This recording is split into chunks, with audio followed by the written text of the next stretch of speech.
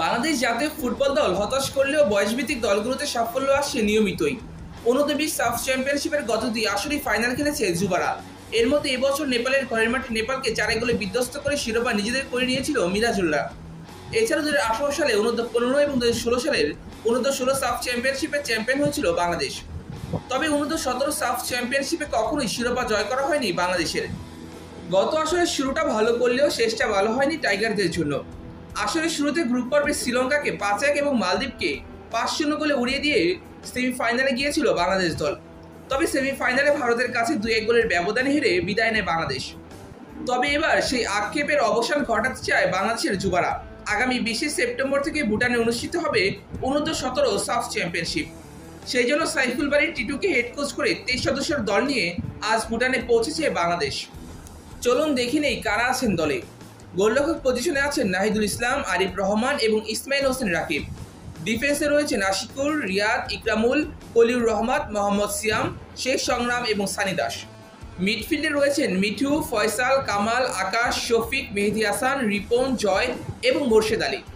Forward লাইনে জায়গা পেয়েছেন 4 জন: মোহাম্মদ মানিক, রিফাত, ওপো এবং মংসিং মার্মা। মোট 7 দল নিয়ে হবে এবারের আসর। 2 গ্রুপে ভাগ করা হয়েছে দলগুলোকে। গ্রুপ এতে পড়েছে ভারত, বাংলাদেশ এবং মালদ্বীপ। অন্যদিকে গ্রুপ বিতে রয়েছে স্বাগতিক ভুটান, নেপাল, পাকিস্তান এবং শ্রীলঙ্কা। উদ্বোধনী ম্যাচে আগামী 20 সেপ্টেম্বর বাংলাদেশের প্রতিপক্ষ শক্তিশালী ভারত এবং 22 সেপ্টেম্বর বাংলাদেশ লড়বে মালদ্বীপের বিরুদ্ধে। 2টি ম্যাচই অনুষ্ঠিত হবে বাংলাদেশ সময়ে সন্ধ্যা 6টায়। গত বছর হওয়া অনূর্ধ্ব-16 সাফ চ্যাম্পিয়নশিপে খেলা ফুটবলাররাই মূলত রয়েছেন এবছরের অনূর্ধ্ব-17 দলে। অনূর্ধ্ব-16 সাফ চ্যাম্পিয়নশিপের ফাইনালে ভারতের কাছে হেরে গিয়েছিল বাংলাদেশ। এবার সেই হারের প্রতিশোধ নেওয়ার সুযোগ আছে বাংলাদেশের কাছে। এবং বাংলাদেশের হেড কোচ সাইফুল বারী টিটু বলেছেন ভারতের এই দলটা তাদের কাছে পরিচিত এবং প্রথম ম্যাচ কঠিন হলেও জয়ের ব্যাপারে আশাবাদী তিনি। এছাড়া যেহেতু মাত্র 2 দিনের ব্যবধানে 2টা ম্যাচ খেলতে হবে, তাই ফুটবলারদের অধিক ফিটনেস দরকার। গ্রুপিং আমরা আগে থেকে জানি। গতবার কিন্তু আমাদের মেইন চ্যালেঞ্জটা হচ্ছে এই টিমটা ফাইনাল খেলেছিল গতবার, ইন্ডিয়ার সাথে হেরে যায় ফাইনালে।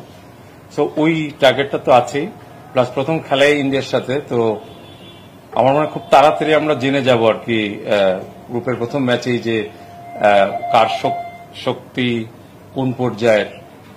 তো ওই হিসাবে আমরা ইন্ডিয়ান টিমের গতবারের খেলাই ফলো করেছি, কারণ আমরা ধরে নিচ্ছি আন্ডার-16 ওরা দেয়ার নাও আন্ডার-17।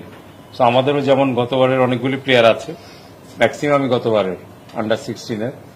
তো ওই হিসাবে মানে গ্রুপের ফার্স্ট ম্যাচ যেহেতু খুব ইম্পর্টেন্ট, এবং মালদ্বীপের সাথে আমাদের আবার যে জিনিসটা হচ্ছে আমরা 18 তারিখ যাচ্ছি, চ্যালেঞ্জেস হচ্ছে এটাই যে 18 তারিখ গিয়ে 20 তারিখে খেলবো, আবার একদিন পরে 22 তারিখে আবার খেলবো। তো গ্রুপের 2টি ম্যাচই আমাদের খুব কুইক ফ্রিকোয়েন্সিতে খেলতে হবে। তো ওইটার জন্য আলটিমেটলি আমাদের প্রস্তুতিটা আমরা চেষ্টা করেছি যতটা ফিজিক্যালি আমাদের সর্বোচ্চ পর্যায়ের ফিটনেসটা থাকে, কারণ এটার দরকার হবে ওই কুইক সাকসেশনে 2টা ম্যাচ খেলার জন্য। ভুটানের মাঠে আর্টিফিশিয়াল টার্ফ বসানো, সেই জন্য আর্টিফিশিয়াল টার্ফে মানিয়ে নিতে বিকেএসপিতে ফুটবলারদের অনুশীলন করিয়েছিলেন সাইফুল বারী টিটু। আমি বলবো যে আর্টিফিশিয়াল গ্রাউন্ডে খেলা, এই জন্য বিকেএসপিতে গিয়ে আর্টিফিশিয়ালের জন্যই আমরা বিকেএসপিতে গিয়েছি, কারণ এখানে যেহেতু আমাদের মাঠটা অ্যাভেলেবেল হয়তো ওইভাবে ছিল না, একটা ডিস্টেন্স ছিল। সো আলটিমেটলি আমি বলবো যে আমরা খুব আশা করছি এই টিম নিয়ে, বাট আশাটা পূরণ হবে তখনই যখন আমরা রিয়েলিটিতে প্রুভ করতে পারবো। বাংলাদেশের অধিনায়ক নাজমুল প্রথম ম্যাচে জয়ের ব্যাপারে আশাবাদী, কারণ প্রথম ম্যাচ জিততে পারলে সেমিফাইনাল প্রায় নিশ্চিত হয়ে যাবে বাংলাদেশের জন্য।